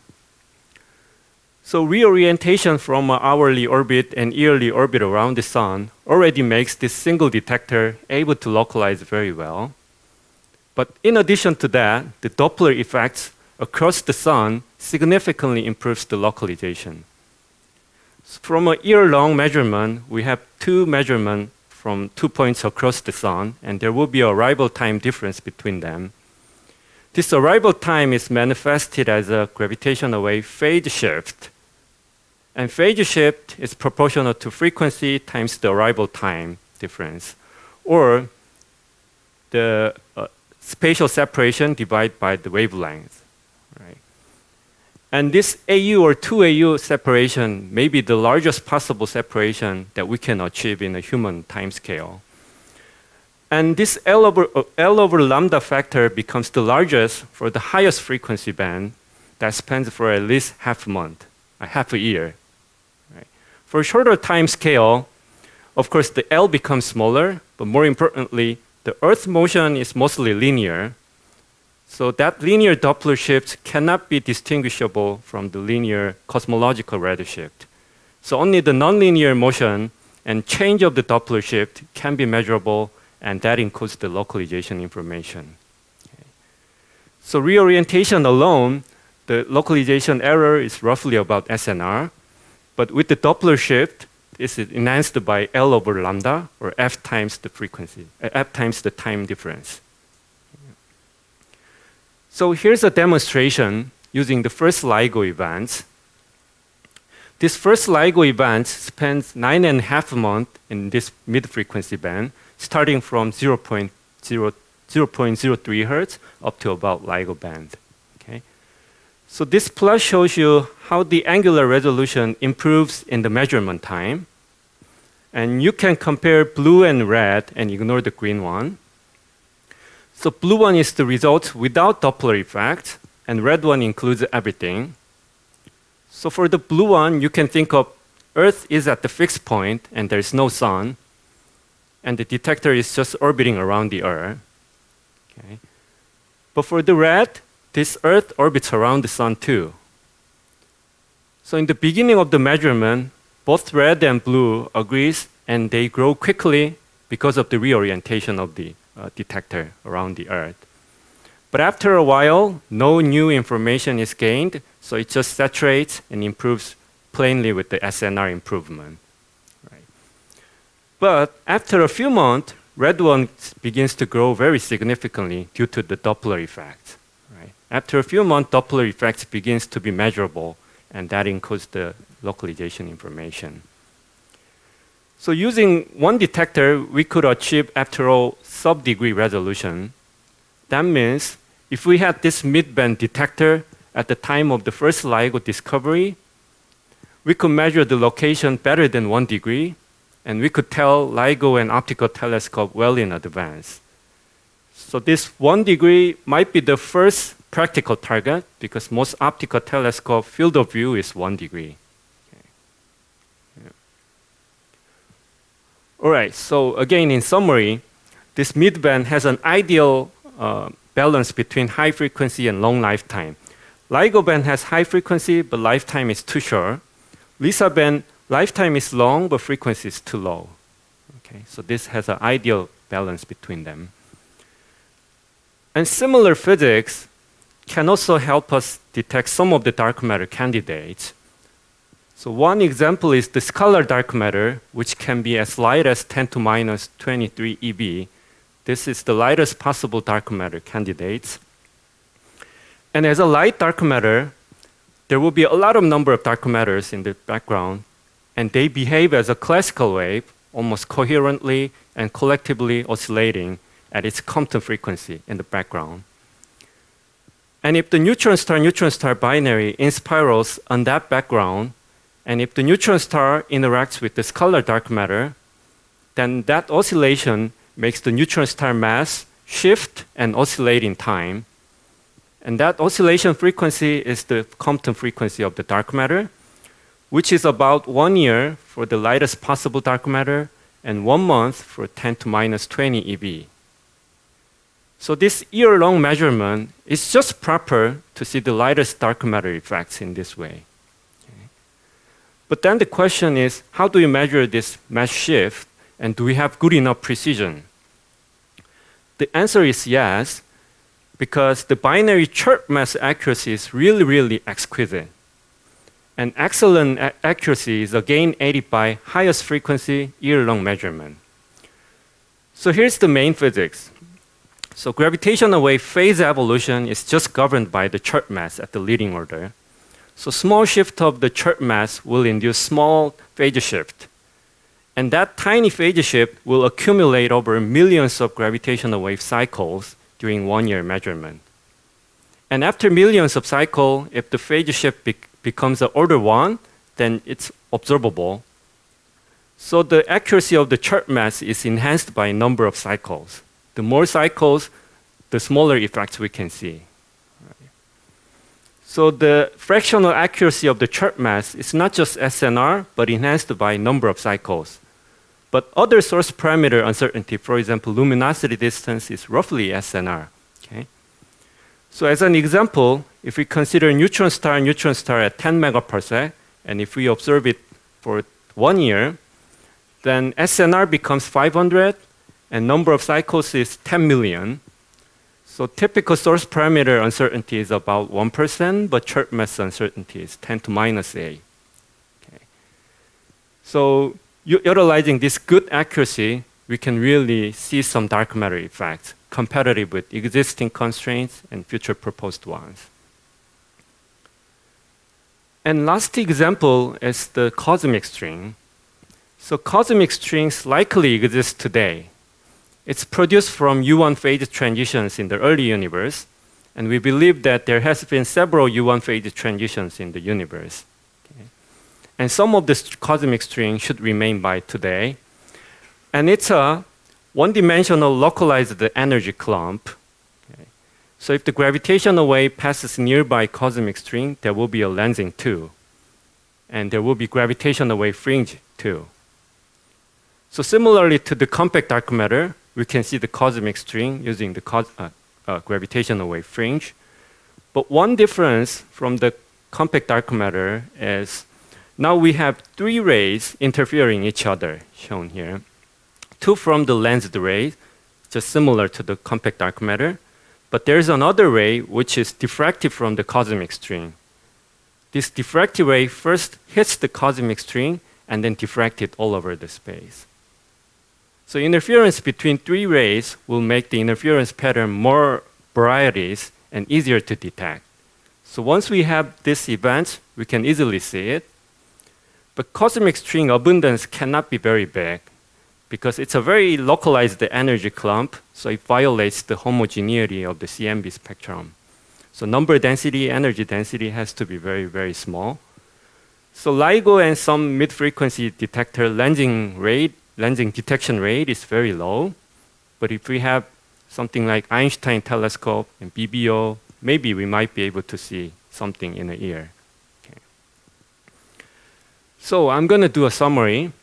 I have presented several examples where gravitational wave can play important role. First was the compact dark matter due to the gravitational wave fringe. And I also said, combining with the mid-frequency band, the broadband forming the highest frequency band with year-long measurement, that is very powerful in dark matter detection and precision gravitational wave physics. Examples were localization and several dark matter candidates. And yesterday, I learned from my friend that all the examples I considered are not actually particles. Right? So compact dark matter or primordial black hole might be the largest or heaviest possible dark matter candidates, but not particles. And lighter scalar dark matter is almost like a wave. Cosmic string cannot be the dominant dark matter, but not particle at all. Right? So it sounds like I consider extreme cases so far, but extreme doesn't mean that they are rare. They are very popular and well-motivated examples. But there might be more exciting things inside those territories. So we should try more and expect more. Okay, so this is all I prepared.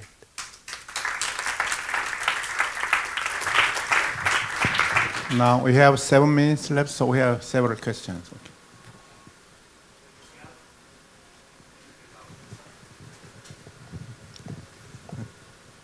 Hi, thank you. Can you go back to the slide with the waveforms with and without lensing very early on in the red and the blue waveform? Right, that one, yeah. So, I mean, if I see that, I'm not convinced that there is a lens. I can think that there is a spin that is making the waveform precess. So it's, you know, the fact that the waveforms are different is not necessarily enough. You have to statistically show that there is no other way in which you can obtain that waveform, which is not lensing. Right. Have you done that? That's a very good question. So we haven't considered spin and eccentricity, etc. But as long as I know, spin precession period is much slow. I mean, frequency is very low. But this fringe period is very quick. Yeah, but the spin precession also accelerates toward the end. It gets faster and faster. Right. So something worth checking. I mean, there are papers which have looked into this, including one of mine. After I send you an email while you were giving your talk with people in Harvard. So it's good news because you can distinguish typically, but it has to be shown. It's not self-evident at least. At least I think it's definitely very important to include the spin and do more dedicated study. Yeah. Thank you. Any more? Yeah. Thank you. Regarding your last statement that you're actually that you say that you only consider extreme dark matter, I completely disagree. Okay, good to hear that. The reason is that it's just a comment I want to make. The reason is that all the observational evidence we have for dark matter comes from distance scales above galactic sizes.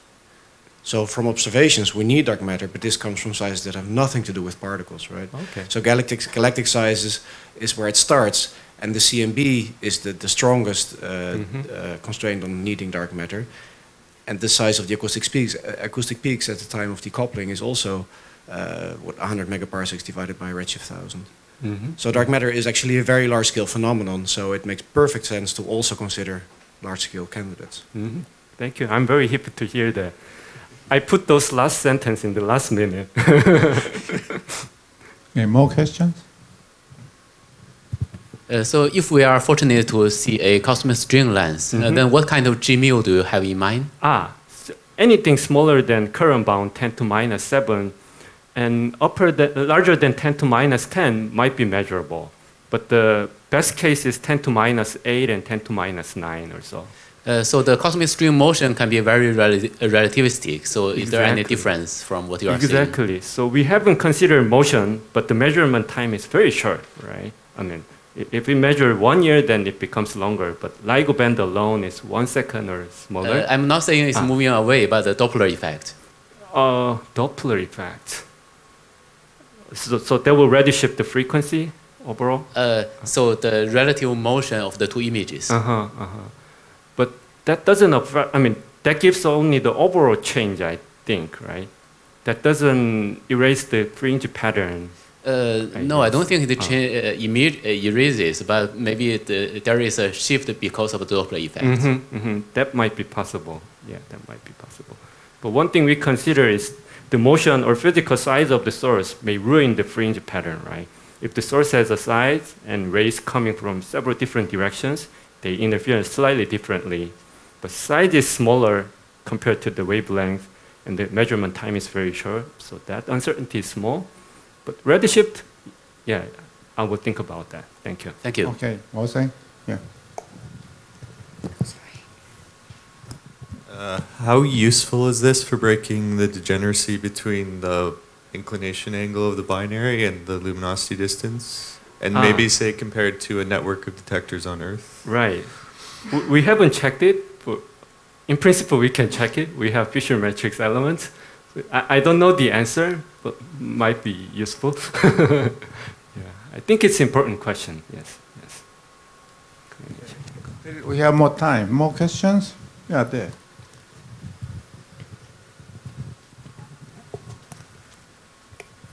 You might have mentioned it earlier. So, for those 100 solar mass objects, how often do you expect them to align with your sources? And if often,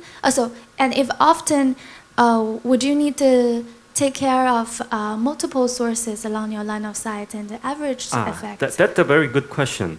So that's related to the optical depth or lensing probability for the given source, right? If we have a source at a certain distance and we have a number density of lenses, right? And the probability for lensing for the given source is very small, 10 to minus 2 at most, but typically 10 to minus 6 or minus 4, etc.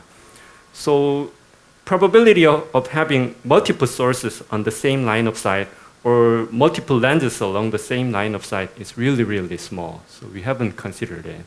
Okay, and so therefore it's not true that every, so I guess you're saying it's also less probable to have a perfect alignment.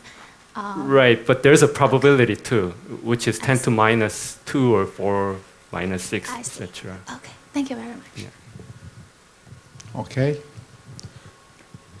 This time is 1 minute left, but let's thanks go again. Thank you. Next, we have Leszek Roszkowski concluding the conference and outlook.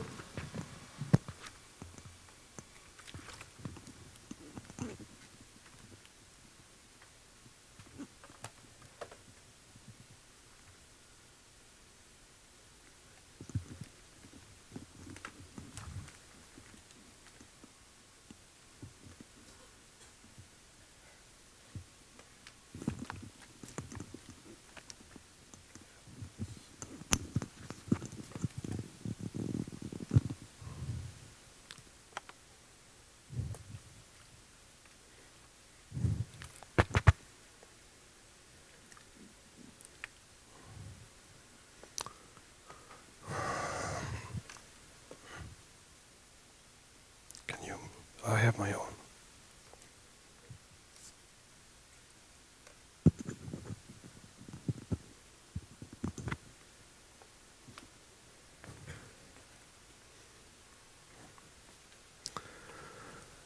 Okay.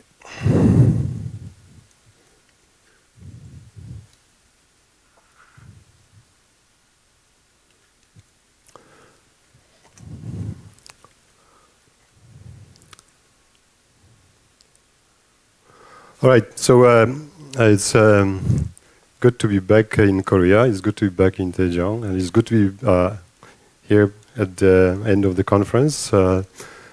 And when I was asked to give a final talk, for which I thank very much the organizers, I just started scratching my head because what am I going to say at the conference, at the end of the conference, where basically nearly every talk was a kind of summary talk already, summarizing the state of the situation in the field or in this particular topic. And by the way, all the talks that I attended, most of them I attended, all of them, in fact, plenary talks, have been fantastic. So thanks very much for your effort. So I started thinking, what am I going to say about at the end of the conference where we have heard basically everything, and it's hard to think of anything new that I could say.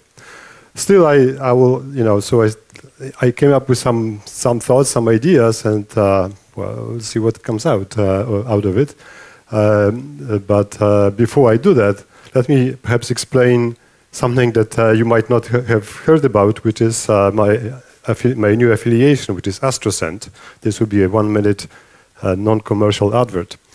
It's a new Center of Excellence in Poland in particle astrophysics for science and for Particle Astrophysics Center for Science and Technology at the Nicolaus Copernicus Astronomical Center of Polish Academy of Sciences.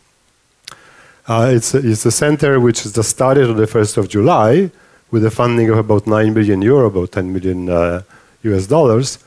And even though I'm a theorist, I'll be leading it, I'll be heading it, the main objectives on the physics side will be to study the invisible universe, mostly through gravitational waves and dark matter, at least initially. But it's also going to be technology-oriented. We would like to develop ultra-sensitive instruments to detect extremely faint signals. For example, through seismic sensors and by developing modules of silicon photomultipliers. We'll also want to develop big data collection and processing techniques and try to see if there are any possible applications to high-tech technology. So our main partners would be APC in Paris, Princeton, locally several institutions, Warsaw Technical University and CBJ. And there will be job opportunities for those who are interested, perhaps you, your colleagues, who can hire people right away. Okay, so that's about it. Now, back to COSMO. As you heard already on Wednesday night, COSMO started from its humble beginnings back in '97, and then we had a series of, by now, 22 meetings. So we traveled around the world between Europe and America and then Far East Asia. We are now in Daejeon, as we know, enjoying the rain. And this was the first meeting in beautiful Lake District, taken from Lancaster, where I was there at that time. And you might, the quality of the picture is obviously rather poor, but you may be wondering, what is this? This is actually snow. Sometimes it snows there. Not only it rains, but sometimes actually turns into snow. Rarely, but it does. So we now we have this COSMO meeting, and when I arrived here on Sunday night, I went for a little walk, and I discovered, I was trying to sort of find where COSMO would be, and I walked into a place where I found another conference, which I found could be possibly a competing event with this one, at least to some of us. And then, so I thought, maybe I started worrying how many of us would actually end up there. And then I sort of did a little research to this, and I found that actually, it's not only that we only like wine, but also they also seem to be interested in physics. And they're actually doing more than that, and even more so, So perhaps you can think about some sort of joint conference next time, At least back to back. I would suggest first COSMO and then the wine one, to be on the safe side. Anyway, back to COSMO. I think most of us still made it to this COSMO meeting, and I was here most of the time. When I wasn't here, believe me, I was just working on my talk. All right. So some numbers for this COSMO meeting: 200 nearly. It's quite really good. Typical average size, very good size for COSMO. And by continents, of course, Asia dominates with Korea. That's kind of natural. But a good number of people from Europe, perhaps a bit too few from America, but still a reasonable sort of spread. Gender-wise, only 11% of women, which is a bit disappointing compared to previous COSMO meetings where women were about 20–25%. But still, I think it varies, and we have to work on it. I did a little bit more research into this sort of attendance, and I discovered that within Korea there were 9 parks, 8 KIMs, and 3 choice. So parks are winners, right? Well, not quite so, because I noticed that the chairman did not register. So it's actually 9 parks and 9 KIMs, a draw. Okay, so the local organizing committee is listed here, with Kiwon as chair and several other people in the committee, and the secretarial support and sponsors. And I think we've done it already on Wednesday night, but I think we should, it's never enough. For those who have ever organized meetings know how much work it is. I think we should thank them again. So let's do it for their heroic effort.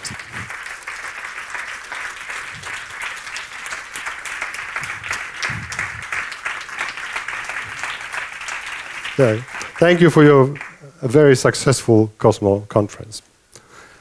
Now, as was mentioned also already on Wednesday night, the banquet, there is a steering committee behind COSMO, which consists of basically chairmen of previous COSMO meetings. And the list is here. Stephen Hawking was also on the list, as he's not there anymore, as we know. He died. And also COSMO, over the last, over 2 decades, developed several traditions. One tradition is that there are usually no summary talks, so I couldn't possibly give a summary talk. There were a few summary talks given by very distinguished people, Nobel Prize winners like Frank Wilczek or David Gross. So I couldn't possibly be in that category. One reason not to give a summary talk. But also rain. At every COSMO meeting that I attended, and I attended most of them, there was at least a little bit of rain. Now, this COSMO meeting, we had more than sort of a bit of rain, and I feel personally a bit responsible for that, right? Because when I organized a COSMO meeting in Warsaw in 2015, we had quite a bit of rain, right? And I sort of apologized and explained that, normally at COSMO meetings we have at least some rain. And Q1 was there, and I knew I should have thought that, when Koreans, they always have to do it better, right? They have to do it perfect. So they made sure they've got enough rain. We've got enough rain. We can stop it now. All right. Now, another sort of tradition of COSMO is that actually each meeting is different. Each meeting is different. It's not that we just follow the same pattern. Each meeting is different. That makes it so exciting about COSMO meetings. You never know what to expect. Sometimes it's more oriented towards theory, sometimes more oriented towards data, observations, surprises, sometimes speculations. It's just unpredictable. The only predictable thing is that there will be rain. All right? And then there are common themes. And trends and perspectives. Actually, the perspective is the part that I want to stress during my talk. Let's have a perspective from those 21 years on the field, on the meetings, but also on the field. So on the field through the meetings. Today's COSMO menu consists of several topics which you have all heard about and seen and are very familiar with. The Big Bang and very early universe cosmology, which consists of several topics listed here, and the list is not exhaustive, right? And then several other things, CMB, power spectrum, simulations, like structures, observations, and numerical simulations, Hubble constant, dark energy, what is the dark matter, other relics, and so on. Gravitational waves, a new addition, very welcome addition to the list. And also large-scale surveys, collider physics, all those things are on today's list. Now, what was the situation like, say, at the first COSMO meeting in the mid-90s? Actually, only a few of those things were there in a very different shape, in a very different light. So we had, of course, CMB. We had large-scale structures, but at that time it was only being resolved whether large-scale structures form in a pancake way from top-down or bottom-up. It was only actually at 97, at that meeting, that it became clear that is a bottom-up approach, right? That merging approach that seems to be the correct one. The Hubble constant was discussed there, but the error bars were much bigger. Now, neutrinos and cosmic rays, of course, and the standard paradigm sort of WIMPs and actions were still there, were obviously there, as still are. Collider physics, but for example, large-scale structure surveys and gravitational waves were not there. And things like primordial black holes or quantum gravity, string cosmology, those things were sort of in their very, very early stages of development or not existent at all. And even more to stress was the fact that the particle physics and cosmology communities were nearly separate from each other. Because seniors talk to each other, but juniors almost not at all. I mean, people like you would not meet in conferences particle physics theorists or experimentalists, right? Simply, there were no joint conferences. Sometimes there were Cosmo or Astro sessions at big conferences, but there was no devoted meeting to particle astrophysics and cosmology. the two communities were nearly separate. They were speaking different languages. Particle physicists didn't know the language of cosmology. They didn't know what the power spectrum was and such. There was also misunderstanding and suspicion, at least on the particle physics side where I came from. I remember when I was a postdoc in Ann Arbor, I heard Tini Weltman telling me cosmology is not science at that time, a future Nobel Prize winner. That reflected the state of the affairs at that time. So that's when Cosmo was first Cosmo was organized. It became an instant hit because we realized we could have our own meeting where we could talk so openly, came out of the closet and become just particle cosmologists and particle astrophysicists.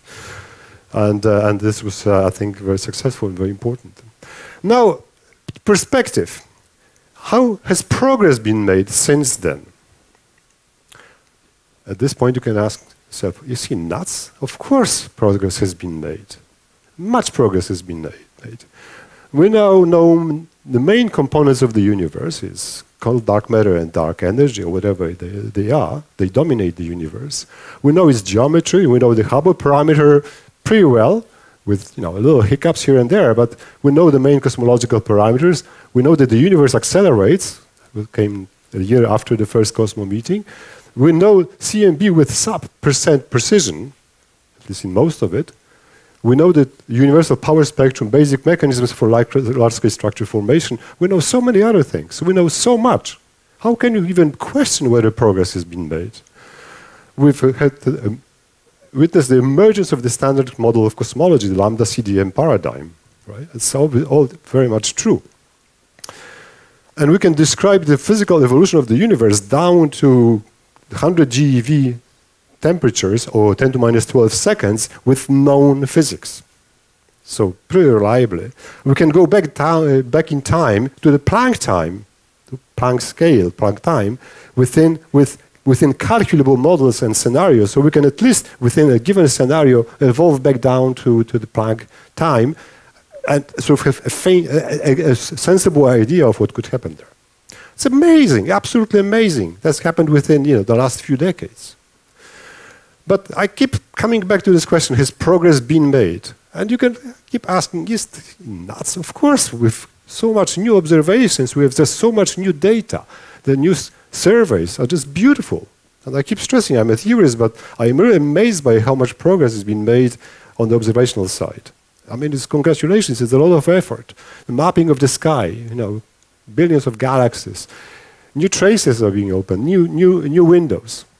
I will not even try to be complete here. There's no way. I mean, the talks have been so good and so complete that I will not even try.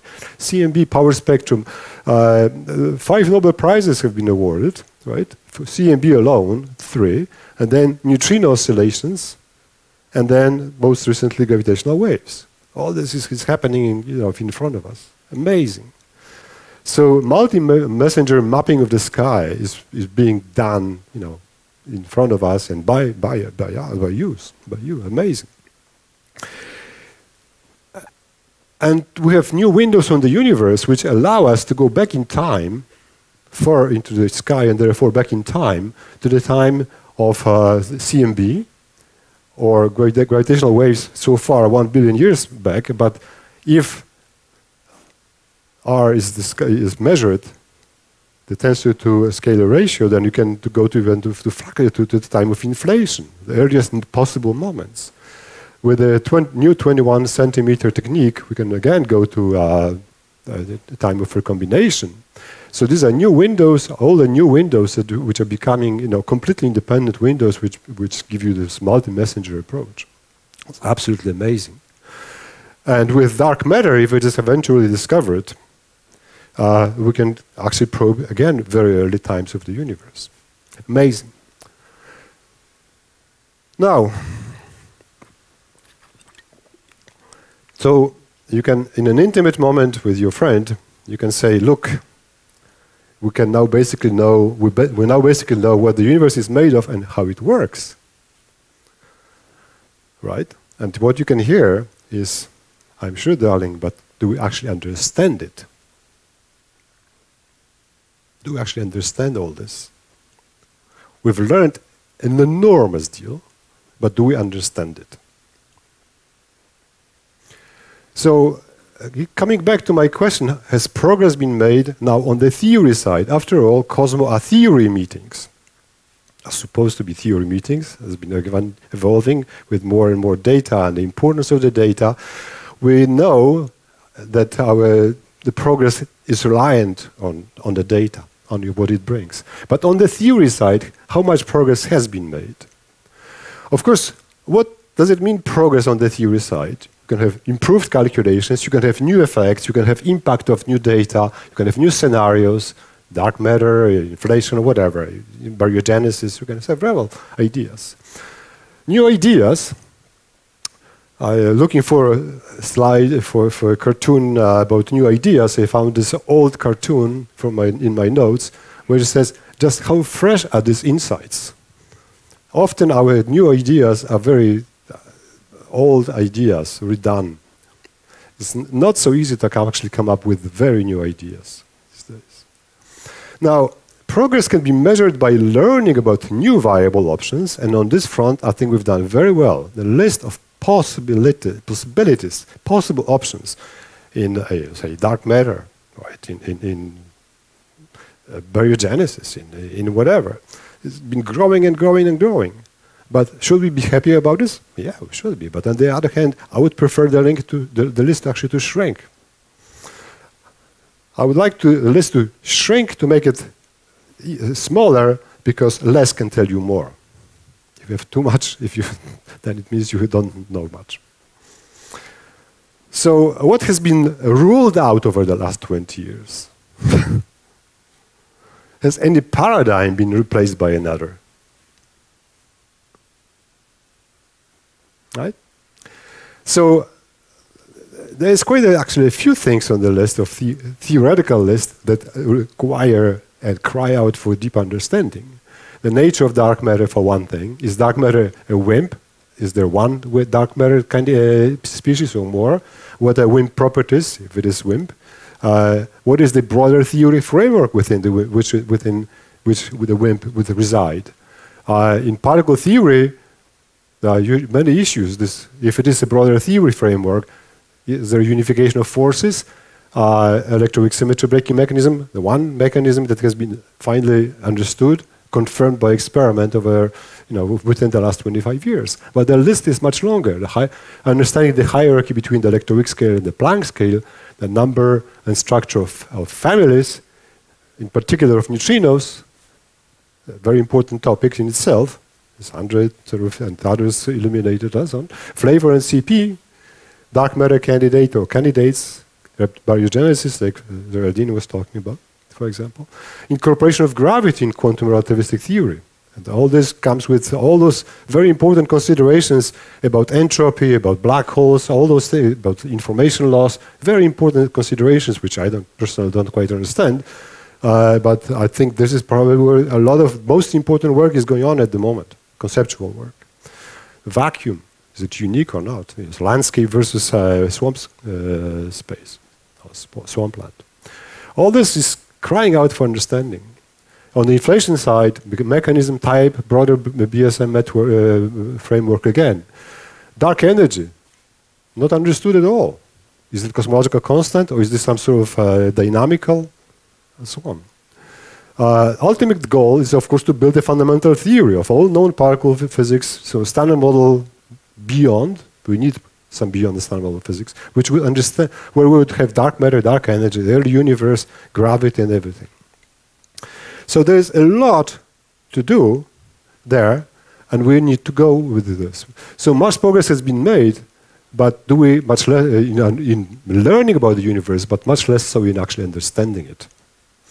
So where are we supposed to expect progress? Inflation, dark matter, dark energy, neutrinos, baryogenesis, maybe something else, I don't know. Let's have a quick look, because time is running short.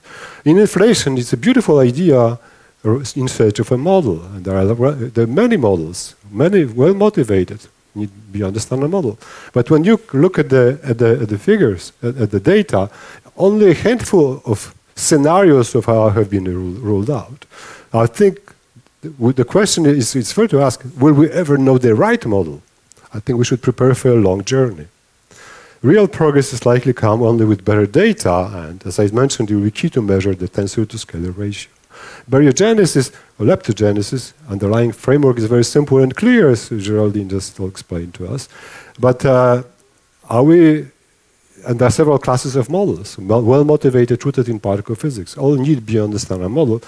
But will we ever know the right scenario? I think we should prepare for a very, very, very long ride, because I cannot think of any experimental data that would actually explain it. It will make a definite choice. Similar conclusions could be made about dark energy, multiverse, landscape, Hall point, quantum gravity. What about dark matter? This is my ray of hope. Other than neutrinos, where the steady progress has been made. In dark matter, a priori, we have very vast ranges. The paradigm has been over the last decades, WIMP or axion for known reasons.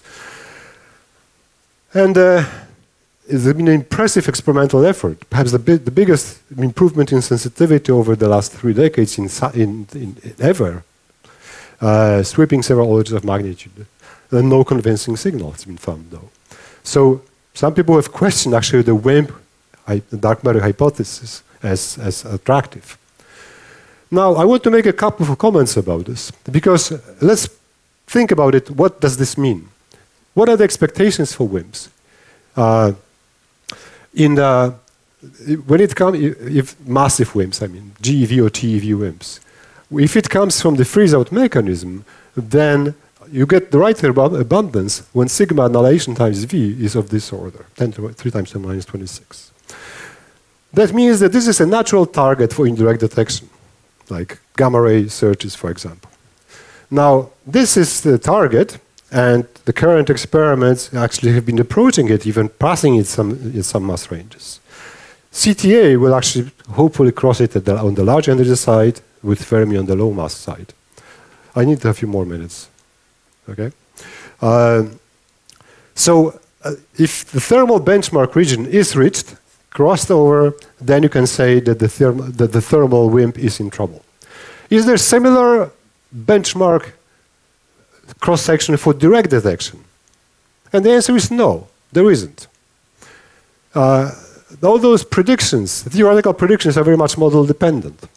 And therefore, claiming that somehow not having the fact that the WIMP has not been found in direct detection is a problem is nonsense. Simply nonsense. Because there is no benchmark value to cross. So the WIMP is not even slightly dead. The experiment should go down to the neutrino floor, and if it doesn't find it, it's a problem. But it's not that the WIMP has been ruled out. So quickly, beyond the standard model, I think, as you know, a lot of those things depend on beyond the standard model of physics. And here the problem is that we actually don't know what it is. And past the BSM trends before the LHC were most likely supersymmetry. As we know, past the LHC is standard model. We have no idea. We are in trouble. The supersymmetry has been claimed to be dead before and after. It's actually not quite true. I think SUSY remains the front runner for new physics. It's probably just too heavy. Now, an interesting concept is that the Higgs boson is, as a fundamental scalar, is pointing towards SUSY, and it's light and standard model-like, and that again points towards SUSY. The mass of 125 GeV is an interesting value because it points towards heavy SUSY. Now, why am I saying this? Because this is actually pointing towards, this has implications for dark matter. In unified SUSY models, Higgs mass plus the Rake abundance give you supersymmetric masses in a multi-TeV regime, and that points towards a new candidate for dark matter, which is 1 TeV neutralino with the Higgs genotype. So this is the thing to discover, and you can see the cross-sections are such that it can easily be found, hopefully should be found by today's and tomorrow's experiments. And this is a robust mechanism. This 1 TeV Higgs genome is not only in one model, but in basically all unified models, and therefore also non-unified models. So direct searches should, which are currently here, should go down to here and even find to the neutrino floor and finally resolve this. This is gonna happen over the next 3 to 5 years. So this is a relatively short time scale, and hopefully this is my bet my ray of hope. We'll see how it works. Now, conclusions. On the theory side, whatever you think, I think it's very clear that we simply need much more data. We also need to prepare for a long journey. And therefore, we need many more COSMO meetings. And since we need many more COSMO meetings, we need also the next one. So the next COSMO meeting will be in Germany, in Aachen. All right? Just there. So this is the slide. The west side of Germany, between Germany and France. And perhaps one thing that I should say is that when I hope to see you in Aachen next year, is that the wine capital of Alsace, Colmar, is not far from there. All right? Thank you.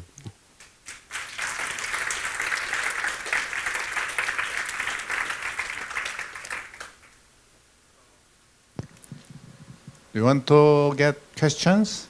Or it's just... Okay, time is up, so... Yeah? I guess there's no... Oh, you have a question. Maybe I can ask a question. Not, being outside of the Cosmo community. And, so you said there may be a long path ahead of us. Now, if you are hiking on the countryside, there is a point where you don't arrive where you want to go. You think it's just better to go back and try something else. When do you think that would happen or can potentially happen, if ever? In what direction? Our quest for understanding, say, dark matter or dark energy. Now I would ask myself, are you nuts? Are you crazy? There is no stopping. There is no going back. This is the best field I can imagine to go through, right? When I was your age or a bit younger, I switched from particle theory, collider phenomenology to particle astrophysics. Not switched because I remained also in particle phenomenology, LHC and so on. But this is the best sort of thing, best investment I think one can make these days, to go into this field. And with the new data, of course I'm sort of saying, I'm hoping that there will be a signal in dark matter, right? But I'm saying the best thing is the unexpected. Right? And this is the biggest fun. So there is no going back. The universe is so vast. There will be room for all of us to explore for decades. I mean, yeah, I'm convinced. I'm convinced. Thank you. Okay, thank you. Let's thank speaker again. Okay. So, before he says, we thank organizers, chairman, and please stand up.